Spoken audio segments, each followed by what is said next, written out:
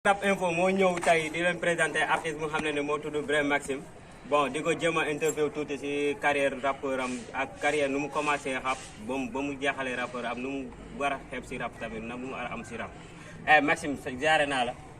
ñu ngi lay fay moom fu ne di bëggee waa Info Rap wuli ñëpp di rafetlu seen teewaay bu baax a baax tey fii nii ci makaan bi quoi. mais ok Maxime man lu ma bëgg a njëkk a xam d'abord mooy damaa bëgg a xam Brahim Maxime bi tur bi fu mu jugee ak noo ko andee ba tuddee ko sa bopp ma.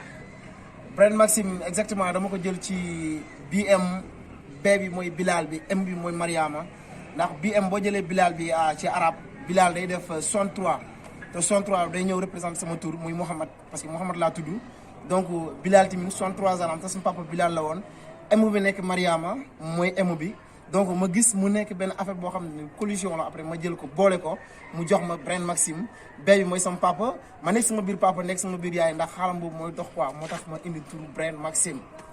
what's up dégg ngeen Brahim Maxime lu mu wax ak tur bi nu mu ko décortiquer mais gars yi booy bi am na talent de booy bi talent kese la mais Maxime avant ñuy jàll si leneen damaa bëgg nga improl ma ñu xool d'abord après nu ñu koy tàmbalee gars yi. di freestyle di improv di teg lu naay seen nii booy di ma xool xaalal maa ngi def lu naay seen nii jàkkaarloog benn bro bu solu rouge booy yëpp laa téye booy di leen di nuus téel sama tànk ci kaw booy yi lay puus non man duma jaar ci route de bun foog góor ji geen maa ngi nii te geen doo ci geen damay roof sama non duma saaga kon bàyyi ma duggal sama geen. what's up gars yi xam ngeen est-ce que xam ngeen ne Wuli Rap am na problème Wuli Rap am na problème Brahim Maxime dafa jógee fu sori ñëw nar a rajaxe Wuli Rap gars mais Brahim Maxime man lu ma bëggoon xam bon bu ñu lay njëkk a xam Missirah fii ak gars yi pirate lañ la xamee quoi pirate c'est-à-dire booy waane léegi nii lañ leen di woowee mais lu tax nga jógee booy waane ba ñëwal sa bopp carrière solo man en tout cas daal j'ai du mal à comprendre quoi. non loolu c'est une longue histoire tey damay wax ne ñu bëri ñu ngi toog di xaar histoire boobu noonu tey et que Brahim lan moo ko génn loo pirate. parce que damay wax ne man j'ai pas une autre famille à Missirah ci hip hop à part pirate mais xëy na aduna dafa nekk loo xamante ni dafa am loo xamante day am ay haut ak ay bas ànd nag ànd la bis bu naree jeex day jeex man loolu laa jàpp booy maag ñoom amuñ benn ranking amuñ leneen dañuy demalante dañuy toog di dund dañuy def lépp et ñu comprendre kon donc xëy na yàlla moo dogaloon ne bis bi dafa waroon jeex ànd bi dafa waroon jeex donc moo tax ànd bi jeex am na ay mbir yoo xamante ne gars yi ñu ma koy laaj ci suuf naan Brahim qu'est-ce qui se passe mais dama leen di bëgg a assurer ne j'ai aucune autre famille à Missirah ci rap bi bu mooy pirate amul donc parce que li ñu xam ci man amul benn groupe bu nekk Missirah bi ko xam ci man parce que ñoom rek ñoo dem ba sama kër ak Kaolack ñoom ñoo am ak man yenn link yi ñoom ñoo xam carrément lan moo nekk ci Brahim Maxime ak lan ban capacité la Brahim Maxime am donc tey man lan laa mën a am ak problème ak pirate ba mu tax tey may génn loolu du détail boobu noonu quoi détail bi la ne kese la temps bi moo waroon jot et puis jot na jënd naa pirate maa ngi def sama carrière solo ma leen di ñaanal que ñoom ñu am seen succès yi àdduna lépp lu soxla mais Maxime est-ce que considéré woo tamit ni yow sa niveau bi moo gën a élevé niveau pirate moo tax nga jéem a génn pirate nar a dem ak carrière solo quoi. non du niveau bu élevé sax du niveau bu élevé c'est que booy man dama ñëw fekk ñooy seen talent xëy na am na li ma ci yokk nag am na touche bu ndaw bu ma yokk ci biir booy mais dama ñu fekk booy ñu ngi seen talent quoi. wala mun naa am tamit dañ jël sa gen wala lu ma comprendre.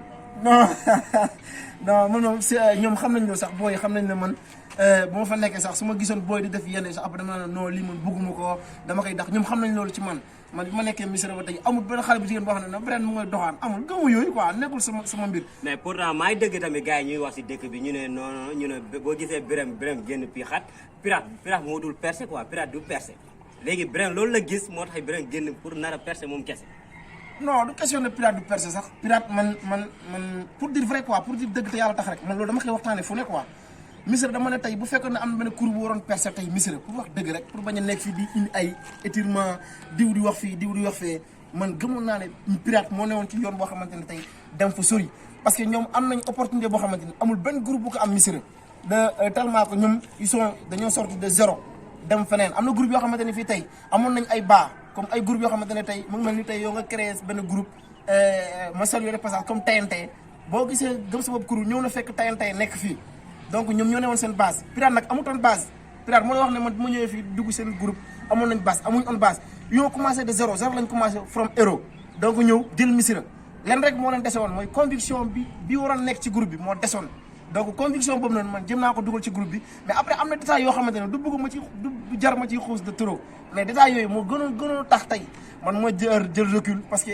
man tamit l'âge est en train de partir te tamit doomu aadama bu nekk yaa ngi ñaan yàlla def sa carrière ci sa musique def lu naa sa musique mais léegi détail boobu buñ ko bëggee xam nag mënuñ kaa xam non détail boobu du détail bu soxor sax du détail bu soxor mais détail boo xamante ne ay maanaam entre humain la rek parce que loolu mënul ñàkk ci àdduna il faut mu am des fois loo xamante ni ay kii yu ndaw la même da ngay même bëñ ak làmmiñ sax dañuy dëkk mais des fois da ngay gis bëñ mooy maanaam daal man lu ma mën a comprendre xëy na nii dangaa gisul sa bopp pixat quoi moo tax dangaa sentirul sa bopp ci biir game bi mooy pixat c'est-à-dire waaw tamit pour wax la dëgg tamit parce que am na demoon naa benn instant tamit musique bi jëloon na beneen tournure te man tournure boobu bëgguma ko woon parce que man ku ma xam ku ne xam na ne dama am je suis un artiste engagé sama engagement moo am doole man sama lépp engagement la donc demoon naa benn instant gis ne fu mu toll nii l'engagement en train de manquer dans ce groupe là engagement boobu nag man dama ko waroon jël parce que bu dara man espoir laa teg ci rabu Missirah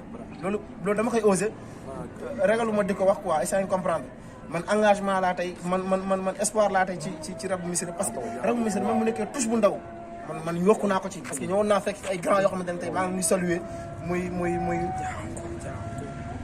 d'accord sa rab bi man rab bi may def ak booy rab bi ñu def mooy Maxime Sagne ni nga fa xam kende Maxime Sagne laftalo na le men ku hele dung rap kono la du dunta rap kono sanjo manna ani men ku xake fi lafta percer le rap kono la wuli rap info be galbe salam ka mu nga dol dun rap kon la c'était un engagement sur le feu chaque instant ndamon du rap kon la comme sumu to la du rap kon la wala du rap kon la parce que nga galji bi rap ka non dans notre communauté problème de l'étude média mon xal to donner ça avouer ndala ka fo parce que il y avait trop comme nous allons c'est l'injustice avec quelqu'un donc on n'avait pas rien à dire ça expliquer no ñaari faut autorité salon ko ni média donc on a grandi et révolution quelqu'un et be kelol quelqu'un après notre engagement pourquoi pas on n'essaye pas de faire ça donc on a commencé à donner ce genre de leçons à engagement ta ko mo molier radio wala fi na kon tolo du rap on exactement mais est-ce que il a une révolution et bien révolution mendula o même je sais que tu es un rappeur engagé et bien révolution côté là mais est-ce que révolution o harbi a respecter certains qu'on la wala parce que je vois certains rappeurs be xapu kané pour xam bo soton mais est-ce que itende o rappeur kono non buzz respect la visa buzz ti ma fu ngajum to buzz ma mais Missirah Dia rapport jam mu siwrintati on ti ja ya na ba et pourtant yo mu keka mi mu keno e mu keka sa kele nsi fenge mu siawulti rapport mu jan tele mu yinti wol fo le mon di doro sinon rapport fene mu jan daba yala e kan dañu taloni xam nañ bu baax baax ki Brand Maxime quoi kon bibi bi ni nga fahamu ni wo rapport wul ta bibi bi he clash e bari poster la quoi non dol vidéo lolu kan clash juste fansol lo kolba tambe dol jabi kaw mais sans fansol me don jabi kaw mom ngala natante yalla do bi ñembe wonte clash kaw min la fanka to fo asin clash le mais natante yalla ñanga ni ma wuli Brand ni ma wuli ko Missirah dem ya mi avancer no donc il était parlé de cela wuli rap tema ñaata son jomana pour avancer bon ne ka jube don nanya Missirah ko no et je salue de passage un frère qui est proche de moi mu ngato wala kan nana fa évoqué à Missirah Big Jojo salut de vieux mais comme donc ngende depuis en France quoi wala fa nga nana fa nga Missirah Dia ndanata Missirah Dia nga Missirah tara ñami boy wane galba kala male nga mu ko jama tara jang pispal tara janne nga bramsul tara janne master gas ngul tara janne donc groupe jama tara jang tente gal ngul tara janne mais e xam nga rap kon la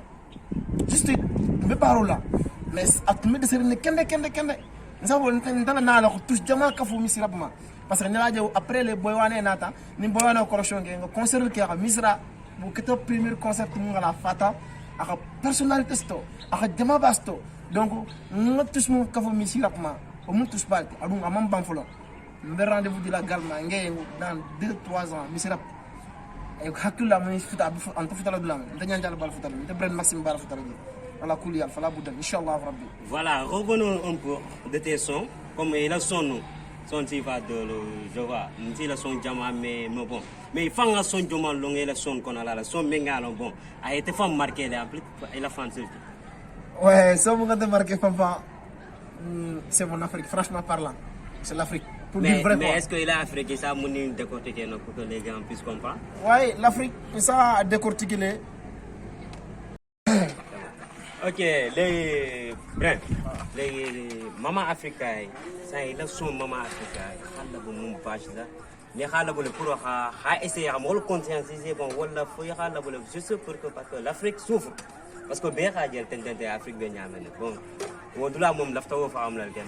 Ouais, c'est pour conscientiser. Franchement, c'est pour conscientiser. Et puis aussi, Afrique, on va tout le site pour Afrique à la souveraineté soto.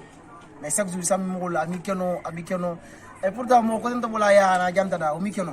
Mais pourtant, Afrique, là, pour une terre à la souveraineté, bah, vous l'allez. Non, c'est un slogan, c'est un slogan. Ah. L'indépendance, c'est un copie-coller. L'indépendance, c'est un copie-coller. La monnaie tamboula, la monnaie tamboula. Ali Balouma, le Baloula, ça sera importé en Europe.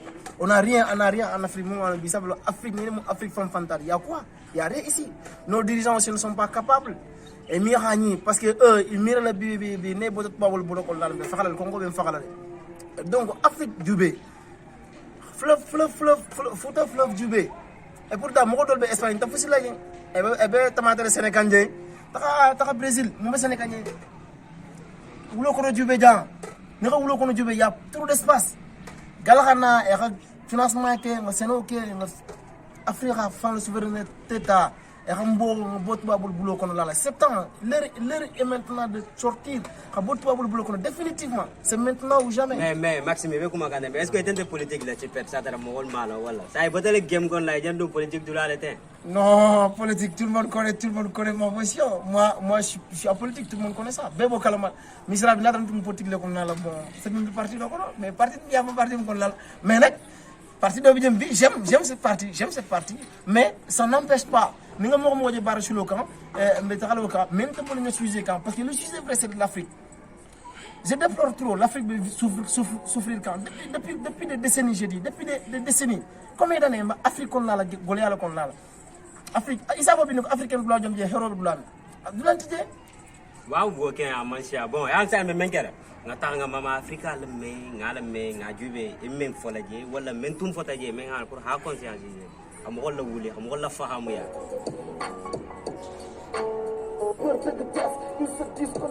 l'indépendance copie-coller, toi bi won ñu doole comme tollu mo ngi tak la mère de tous ces soupçons on n'entend que des conflits ben mam boycott découpé en 50 parties qui nous. Voilà, les Maxime, ça est la mère de tous ces sortes. Non, tout là, bon, moi, parfois, ainsi, c'est qu'il y a Maman Africa, la mère, bon, je ne parviens pas à comprendre ce mot-là. L'Afrique est la mère de tous les sources. On ne peut pas nier ça. Il faut y rattacher entre Dieu et Follet. L'Afrique est le berceau de l'humanité.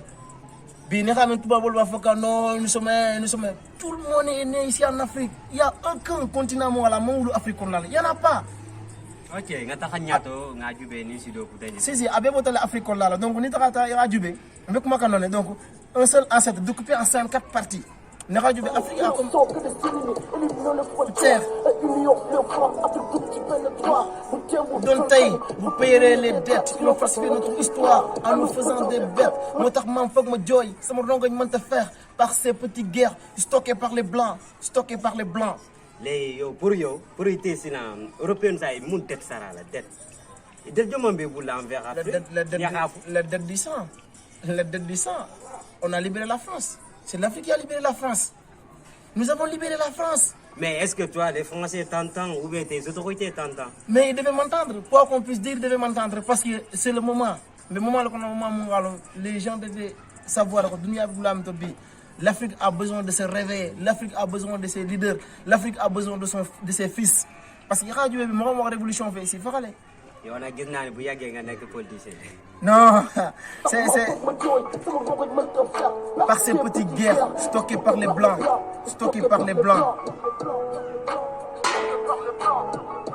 Africa, ñu wara dëkkal sunu bopp tekki sunu bopp manoon nasaraan dëkk si di yóbbu suñu doole bu ñu booloowee daan. Mais est-ce que pour être Afrique comme on s'est cafoulé quoi? Parce que on voit souvent l'Afrique, on est souvent divisé, bon, blanc sina divisé, mais pour être là où est-ce qu'on s'y voit? L'Amérique n'était pas comme ça mon frère. l'Amérique n'était pas comme ça. Mais ici, on ne parle pas de l'Amérique, on est en Afrique. Mais Je là- te dis, les Africains, est-ce que nous, on peut se réunir? Il y a quoi? On dit les États-Unis d'Amérique. L'Amérique n'était pas unie comme l'Afrique. Et pourquoi pas ça ne pas être?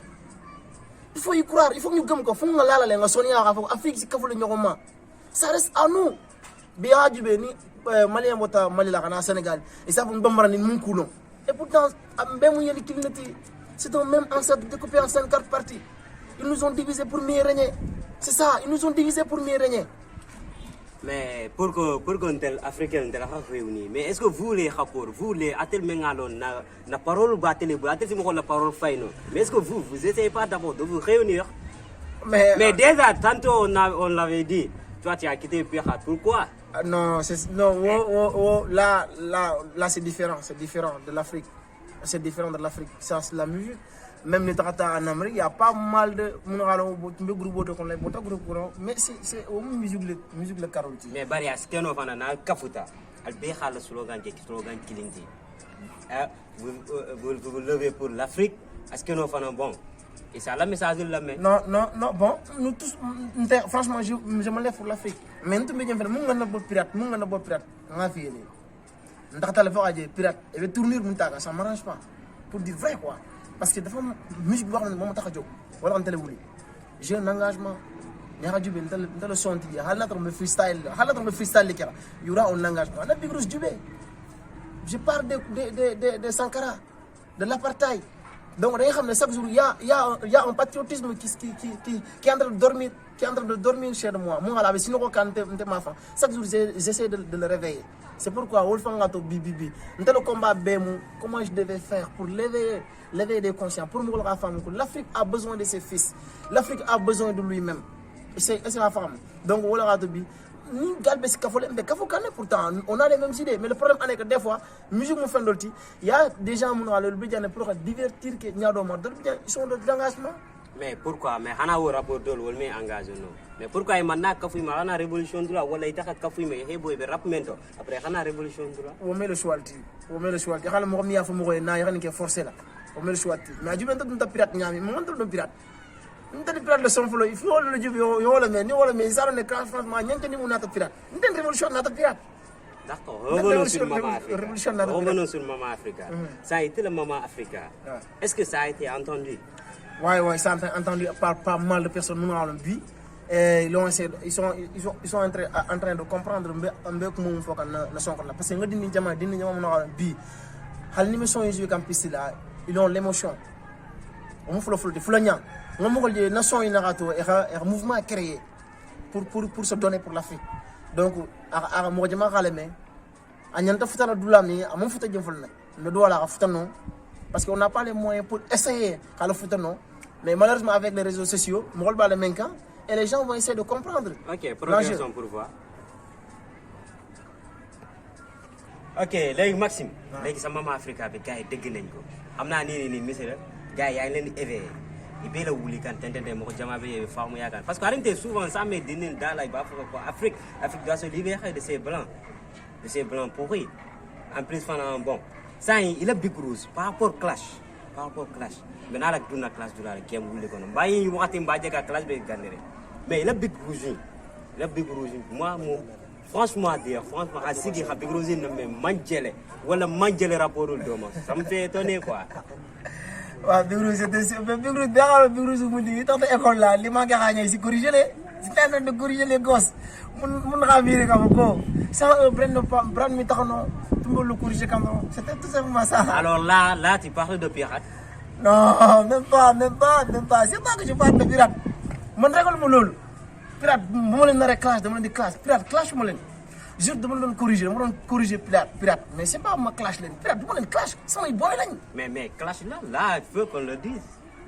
Non, so mi sax ñu ma clash moy ya amna rapport yoo xam ne clash naa leen ci biir mais pirate moom bon leçon laa leen jox rek parce que dama xam ne maanaam mënoo nekk ak ab tout tànk di ko maanaam mënoo nekk ak sa tout tànk quoi di ko tetee ba mu màgg ba mu toll yenn niveau yi après mu am yenn ranking yoo xamante ne mu ngi am seen diggante donc da ngay xam carrément ne lii nii yaa benn chose bu ndaw bu nekk foofu noonu pirate man ak moom mën naa ne pirate nu ñu dugalante moo garaaw lu ñu xamante dafa garaaw quoi pour dire vrai parce que dama newoon fii Missirah man ma ñëw fii dama indaale rap Missirah dama indaale rap quoi booy di ma côtoyer dañu ma doon côtoyer en vrai pour wax dëgg rek mais ñëw naa fekk nag ñu ngi rap quoi ñëw naa fekk am lu nekk si ñoom. mais yow léegi saa yi te lef tamit loolu la. toi par rapport à Pikal le tumbe te suñu ñàkk a wala fii te tumbe Pikal suñu ñàkk avec les flows en même temps les styles de rapper.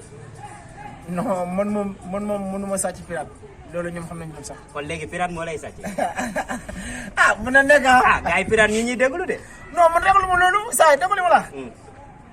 man Sénégal waxuma la Sénégal de indi wóol man ragal ma sax jàkkaarloog Tupac même si yàlla bi yàlla na ko yàlla yërëm. mais yow boo gisee Tupac doo daw. Fall ñëw sa kanam Fall yow xam nga dina teg doo daw. man maa dem Tamba fekk Tamba yëpp ñu ngi taxaw man leen rap amul Tamba comme du ragal booy yi nekk Missirah fii non. wàccoo gars yi attaqué la. kon mooy attaqué. waa léegi xam nga léegi lan la ñuy def saa yi ba essayé la Bic Rouge. waaw pour les nit di ma bon les gens puissent comprendre quoi. nigga tese la jëloon comment te baraka doro ni sommes mais abi la kalon abi doxo ni nabe le don je voulais pas parler de cette manière je ne voulais non saa yi nii ko sina ko abi i doxo ni nabe le don mais là tu incites les rappeurs. Mais après, je disais que je ne voulais pas parler de cette manière. Vous rappelez pour te dire les filles. Mes pensées, mes soucis, c'est billets. C'est pas euro, dollar. Mes parents ont assez pillé. Amin Dieu alloué. Mon temps, nous y a mon nikawar. Mon Dieu, avec France, dit savoir. Ça, vous comprendre. Mais est-ce que ça fait un peu savoir? Ouais, France, il y a savoir. France, il y a une chasse. Mais ni, sans parler, bon, sans nous retarder dans certaines choses. Mais, Tete Gini, Bibi. te rapport de mon wuli kem kono la mais ngano toi tu peux entendre le rapport wala beña wala toi wala fanata fana tel fana be beña quoi non Missirah pour wax deug de yalla ma vie papa mais n'oublie pas les autres rappeurs non ban rapport kan mo may tekkal Missirah y a les MSK non les Las 1-2 non les armées xolal les bigas non xolal pour ñu waxtaan quoi pour ñu waxtaan am na ñoo xam sax boy wax sen tour fi y a pas de amul fi amul bour man sa ya banta depuis moi John. Mais MSK a fallu son 4 moments. Non, moi ça. Afin de manso, na tra mu jankel mansel ni soma wala afin de manso, mais ami keno manso, amu jonne manso. Qu'est-ce qu'il a foutu dans le game? Alors qu'on s'est passé du B. Qu'est-ce qu'il a foutu dans le game? Mais pour un montant au concert même pas mécanique au concert ça a été. Nga abla ko gisé fermé après. Ouais, gisé fermé ouais. Ah na jalane ko. Ça me raconte, sérieux? Ça me raconte. C'est le jour. Me raconte le concert de mon frère. Le concert mo ko déjà. Donc BBB donc comme il était là même fole silandro était rapport un teja e men classe no la BBB voilà classe be tarna ni mentem non Missirah pour ko tonya fi